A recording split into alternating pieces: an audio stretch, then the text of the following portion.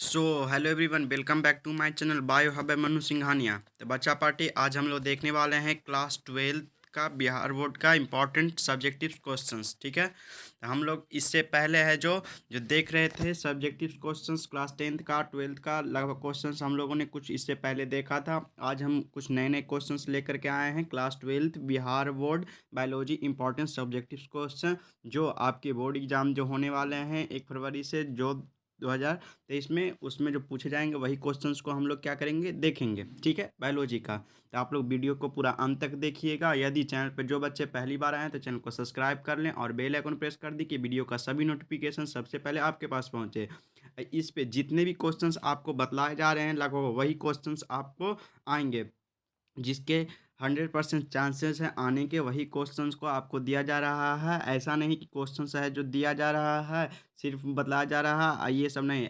नहीं, जो दिया जा रहा है इस पे जो भी क्वेश्चंस आपको बतलाए जा रहे हैं, जो भी कंटेंट दिए जा रहे हैं वही आपको है जो आएंगे। ओके, तो आप लोग वीडियो को पूरा अंत तक देखिएगा और ज़्यादा से ज़्यादा शेयर कीजिए कि ज़्यादा से ज़्यादा बच्चे इसको देखें और वो भी है जो इसका लाभ उठा सके। ठीक है, चलिए, क्योंकि अब एग्ज़ाम का है जो समय बहुत नज़दीक आ गया है, तो आप लोग है जो क्या कीजिए, अच्छे तरीके से है जो पढ़ाई करते रहिए। ठीक है, चलिए, तो हम लोग देखते हैं क्वेश्चन नंबर क्या है, फर्स्ट में क्या पूछा गया है, जो ध्यान दीजिए। क्वेश्चन नंबर फर्स्ट में आपसे पूछा गया है कि वाई इज एसेंशियल फॉर, क्या बोल रहा है कि वाई इज, जो मतलब रिप्रोडक्शन है, जो क्यों essential, why is reproduction essential for us. ये है जो एनसीईआरटी बेस्ड क्वेश्चंस है, एनसीईआरटी बेस्ड क्वेश्चन। ये फर्स्ट क्वेश्चन है एनसीईआरटी का, आप देखिएगा, बुक निकालिएगा क्लास 12th का बायोलॉजी का, तो उसमें आपको ये क्वेश्चन मिलेगा। तो उसमें आपसे पूछ रहा है कि मतलब जनन जो है जीवों का एक क्या है, महत्वपूर्ण जो है, मतलब किस लिए हम जो रिप्रोडक्शन है जो एसेंशियल है, क्यों, मतलब ऑर्गेनिज्म के लिए। चलिए, तो हम लोग पढ़ते हैं पहले, उसके बाद समझते हैं क्या है और क्यों है। चलिए, क्वेश्चन नंबर फर्स्ट का तो हम लोग देख लिए, तो इसका अब आंसर देख रहे हैं। क्वेश्चन हमने देखा, अब आंसर देखते हैं। The reproduction is essential for organism because, क्योंकि, क्यों, रिप्रोडक्शन इज ए क्या है, फंडामेंटल फीचर ऑफ कितने, जितने भी लिविंग ऑर्गेनिज्म उनके लिए। ठीक है, जो लिविंग ऑर्गेनिज्म है हैं, जो उनके लिए, जो सजीव जो जीव हैं उनके लिए। तो जैसे आपको जैसे इसमें जनन जो होता है जीवों का, एक क्या है, अति महत्वपूर्ण लक्षण है। जे एक क्या है, एक मतलब अति आवश्यक जैविक प्रक्रिया होती है, जिसमें आपको क्या है, जो इसमें जनन मतलब एक ऐसा माध्यम है जो हमें सब जो बायोलॉजिकल जैसे आपको दिया गया है कि जितने जो क्या फंडामेंटल फीचर होते हैं कितने ऑल लिविंग ऑर्गेनिज्म में। फिर आपको है it is a biological process, क्या होता है, biological process through which living organism produce, क्या प्रोड्यूस करता है, तो ऑफ स्प्रिंग द सिमिलर थिम। जैसे आपको है जो, मान लीजिए कि कोई, जैसे कोई है जो लिविंग ऑर्गेनिज्म है, तो वो मतलब पीढ़ी टू पीढ़ी मतलब नए जो मतलब प्रोड्यूस होते हैं ऑफस्प्रिंग, जो सिम मतलब कैसे जो लिविंग ऑर्गेनिज्म हैं जो प्रोड्यूस जो होते हैं, तो किसने, एक मतलब उसी तरह से है ना, सिमिलर है जो होते हैं, तो वो क्या है, बायोलॉजिकल प्रोसेस है। ठीक है, फिर रिप्रोडक्शन इंश्योर द कॉन्टिन्यूटी, किस चीज़ का, the continuity of the various species, जितने भी स्पेसीज है अर्थ पे उसमें। ठीक है, कहाँ, the reproduction ensures the continuity of various species on the कहाँ, the earth, कहाँ, on the earth। चलिए, अब ये है last, in the absence of reproduction, कहाँ, तो in the absence of reproductions the species will not to able to exist for the क्या है, long times and may soon get extinct. मतलब क्या है, एक्सटिंक्ट मतलब विलुप्त हो जाना, मतलब खत्म हो जाना, एक्सटिंक्ट मतलब खत्म हो जाना, विलुप्त हो जाना। ठीक है, एक्सटिंक्ट हो गए, बहुत सारे ऐसे हैं जो आपको डायनासोर्स हो गए और अदर्स बहुत सारे ऐसे एनिमल्स हैं, चाहे जो और जितने भी जीव हैं जो ऑर्गेनिजम्स जो क्या हैं, धीरे धीरे मतलब जो लंबे समय से नहीं उनका मतलब हो, जो क्या है, रिप्रोडक्शन मतलब प्रोड्यूस नहीं हुआ, तो उस प्रकार से मतलब धीरे वो सब है जो बहुत पहले ही विलुप्त हो गए हैं। ठीक है, तो वो है जो अभी नहीं है, ठीक है। मतलब इसमें आपको बतलाया गया है, यही आपको सुन लीजिए एक बार हिंदी में। देखिए, ये है जो क्या है, जनन जीवों का एक क्या है, अति महत्वपूर्ण क्या है, लक्षण है। यह है जो क्या है, यह एक अति आवश्यक जैविक प्रक्रिया है। क्या है, जैविक प्रक्रिया है, जो जिसको हमने बोला बायोलॉजिकल प्रोसेस, ठीक है। वहाँ पर ऊपर में हम लोगों ने देखा बायोलॉजिकल।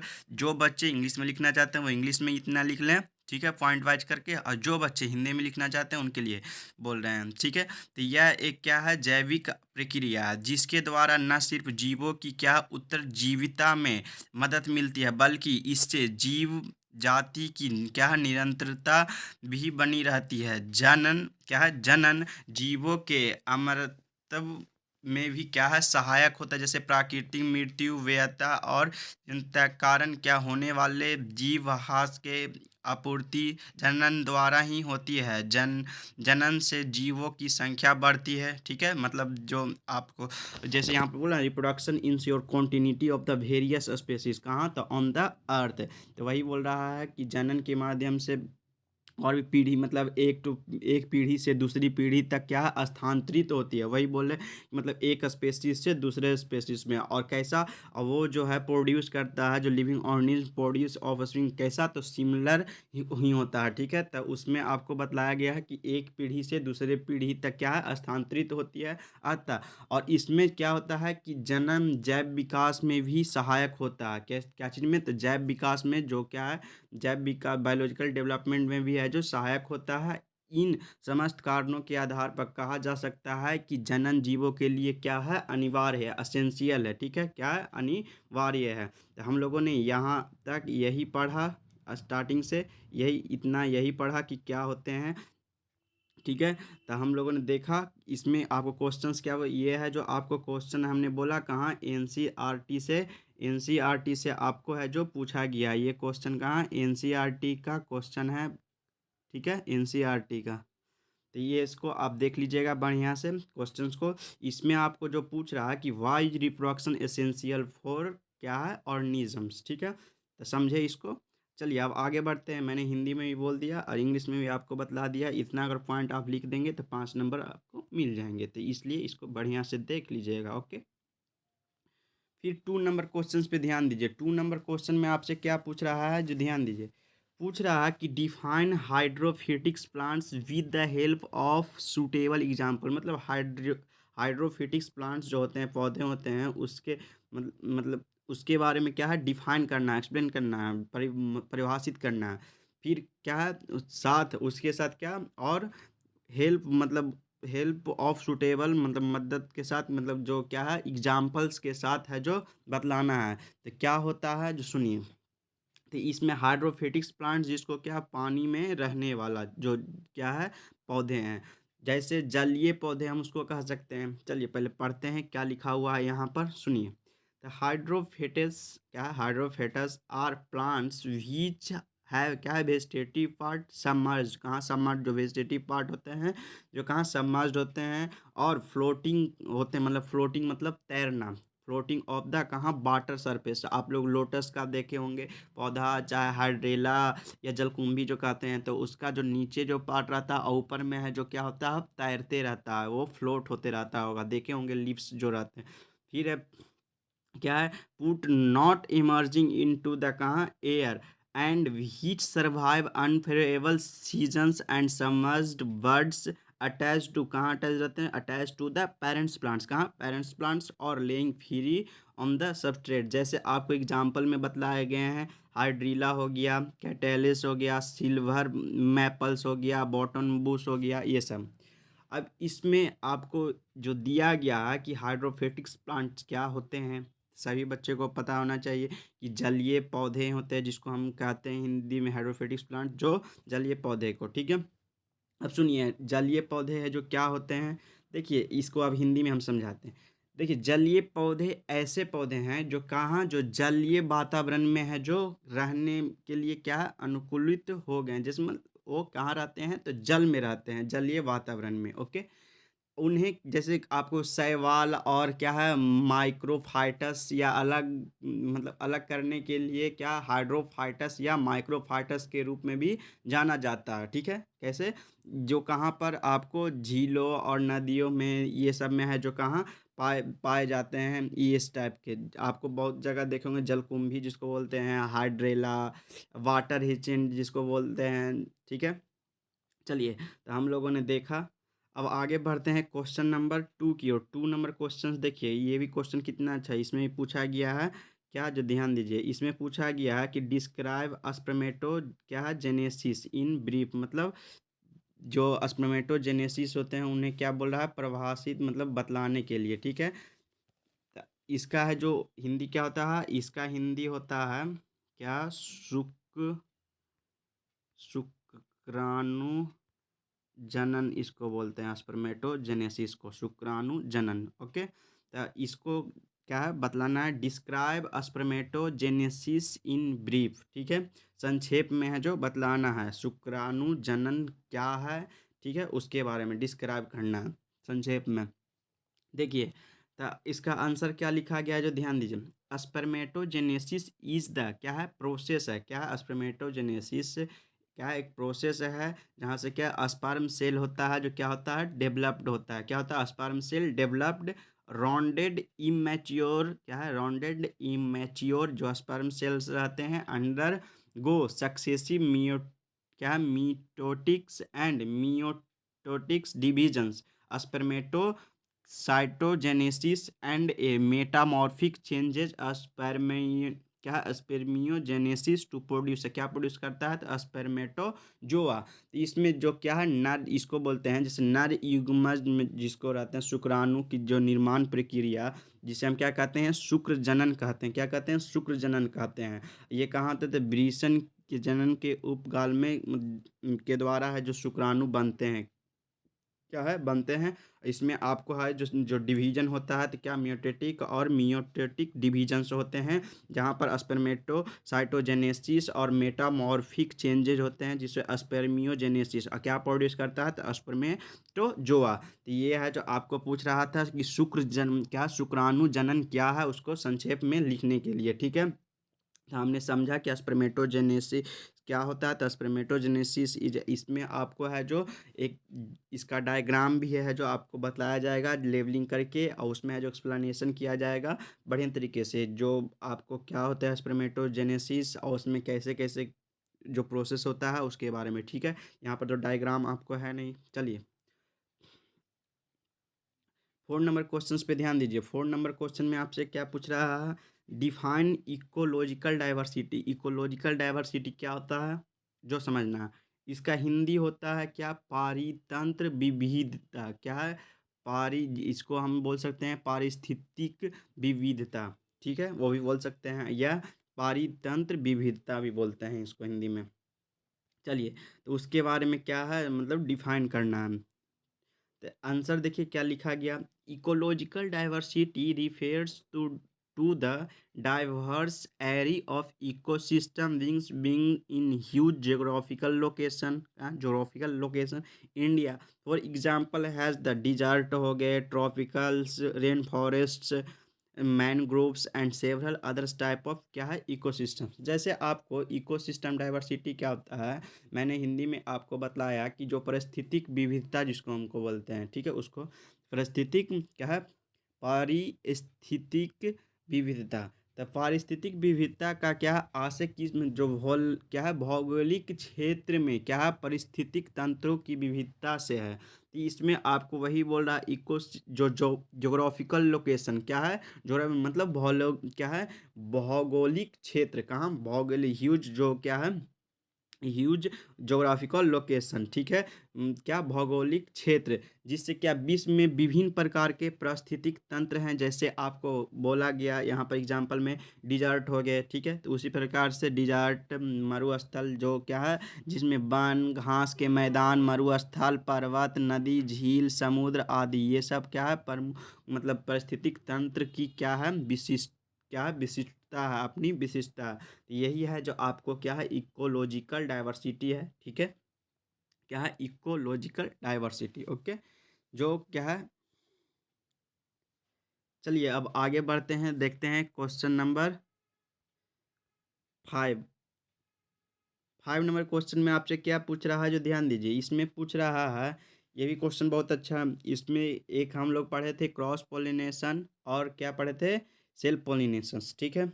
हमने इस टाइप के क्वेश्चंस देखा था, ठीक है।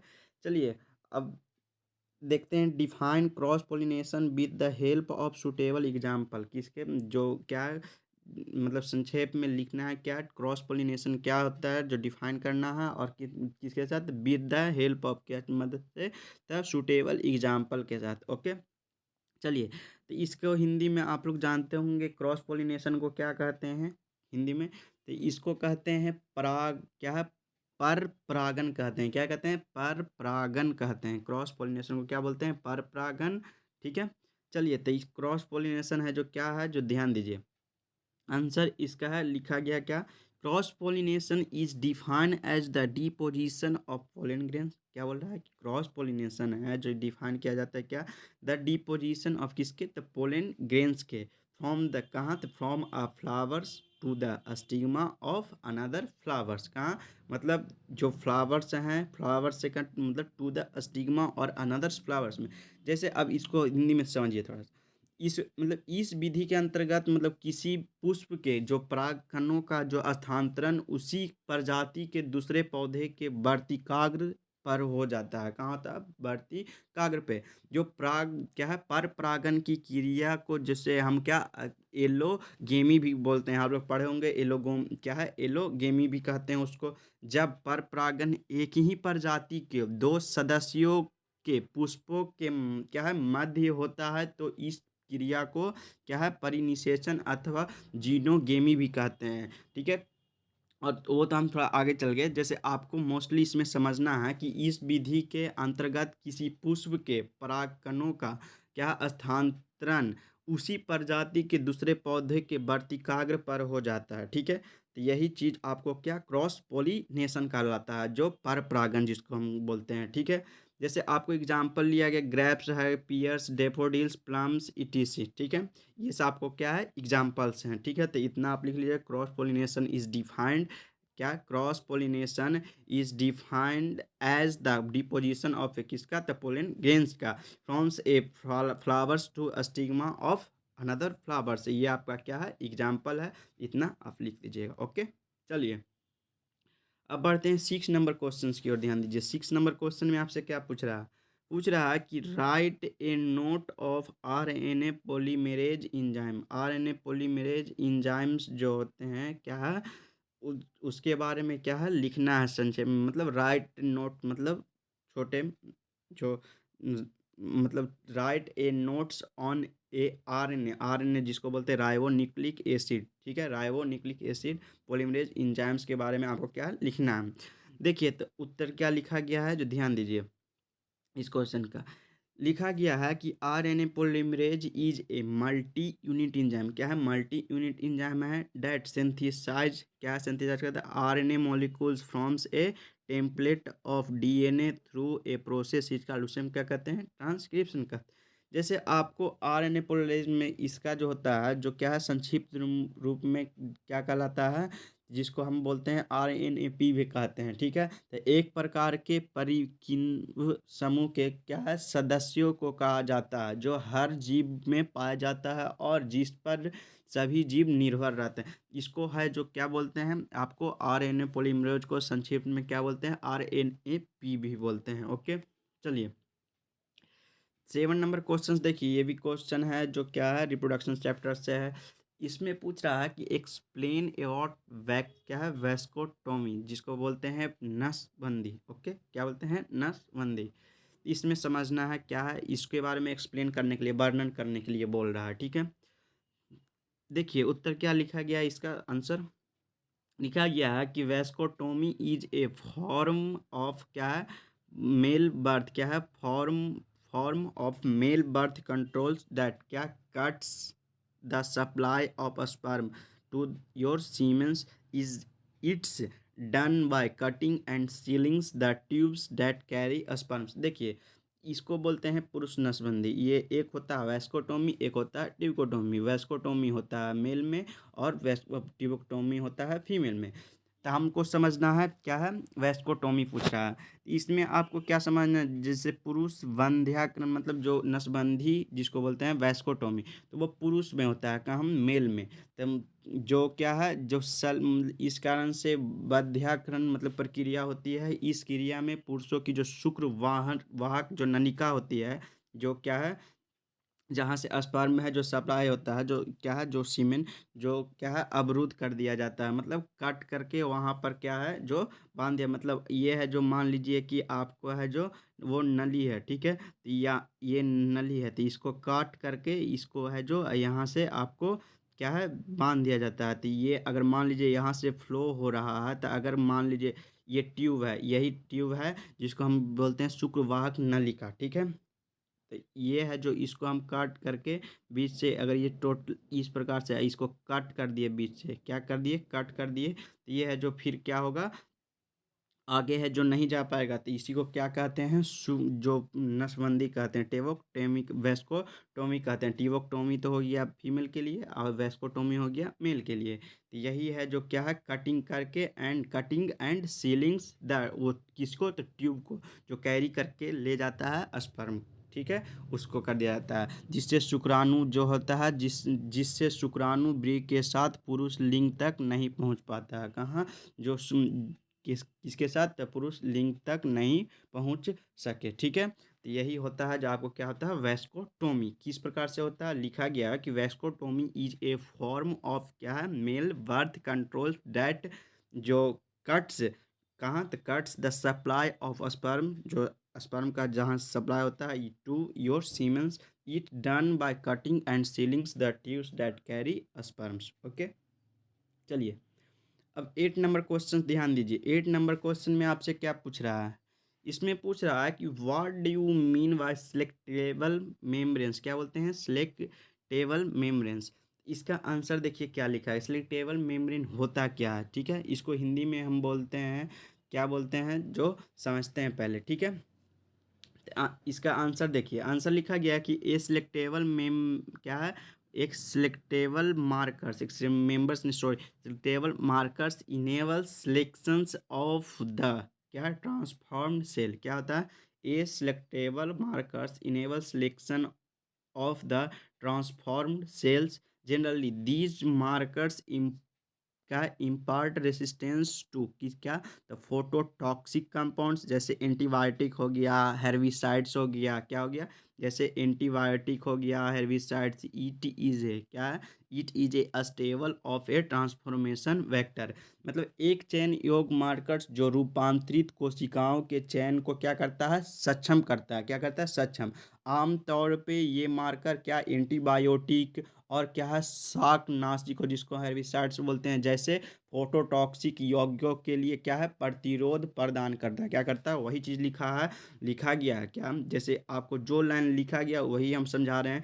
जैसे एक चयन योग क्या है मार्कर जो रूपांतरित करता है किसको, तो कोशिकाओं के चयन को, जिसको यहाँ पर है ट्रांसफॉर्म्ड सेल सिलेक्शन ऑफ क्या selection of the transformed cell, कोशिकाओं के चयन को क्या है सक्षम करता है। आमतौर पे हम लोग समझते हैं जो जनरली क्या है आमतौर पे दीज मार्कर्स, ये जो मार्कर्स है जो क्या है इम्पार्ट जो ये मार्कर्स एंटीबायोटिक और क्या है शाकनाशिकों जैसे क्या है फोटोटॉक्सिक यौगिक के लिए क्या है प्रतिरोध प्रदान करता है, क्या करता है यही ना impart resistance to phototoxic compounds, जो क्या क्या हमने बतलाया एंटीबायोटिक और शाकनाशिक जिसको हम बोलते हैं हिंदी में, ठीक है। इसको बोलते हैं क्या बोलते हैं एंटीबायोटिक जो होता है हेर्बिसाइड्स को शाकनाशियों, ठीक है। तो ये है जो प्रतिरोध प्रदान करता है। यह एक क्या स्थिर प्रमुख जीन है जो क्या है परिवर्तन वेक्टर का क्या है अभिन्न अंग है, ठीक है। क्या है वेक्टर का ट्रांसफॉर्मेशन वेक्टर्स का क्या है स्टेबल जो होते हैं। ओके, तो यही है जो आपको क्या है सेलेक्टेबल मार्कर क्या होता है जो हमने समझा, ठीक है। कितने अच्छे तरीके से आपको यहाँ पर समझाया गया ये, ठीक है, ये सब क्वेश्चंस। तो आप लोग क्या कीजिएगा, अच्छे से एक बार और पढ़ लीजिएगा, देख लीजिएगा और समझ जाइएगा, ठीक है। तो अच्छे से जितने भी क्वेश्चंस आपको बतलाए जा रहे हैं अच्छे तरीके से है जो, क्या कीजिए, समझने का कोशिश कीजिए। और जितने भी क्वेश्चन आपको यहाँ पर बतलाए जा रहे हैं हूबहू वही क्वेश्चंस आने के चांसेस हैं, जो कहिए वायरल क्वेश्चंस हैं, ठीक है। तो आप लोग अच्छे तरीके से है जो क्या कीजिए, देखिए और ज़्यादा से ज़्यादा वीडियो को शेयर कीजिए कि ज़्यादा से ज़्यादा बच्चे इसका क्या करें, लाभ उठा सके, ठीक है। तो हम लोगों ने जितना भी क्वेश्चंस आपको देखा इंग्लिश में उसका हिंदी में बतलाने का कोशिश किया, और जितना भी क्वेश्चन आपको बतलाए गए हैं उसको अच्छे तरीके से देख लीजिएगा। हिंदी आप लोग को तो वीडियो मिल जाएगा, वहाँ पर आप देखिएगा पॉज करके, और वहाँ से अगर हिंदी में जो बोले हैं, हिंदी में अगर जो बच्चे लिखना चाहते हैं तो हिंदी में भी लिख लें, ओके। तो हम लोग फिर मिलते हैं नेक्स्ट लेक्चर में। बाय, सी यू सून बच्चा पार्टी, ओके।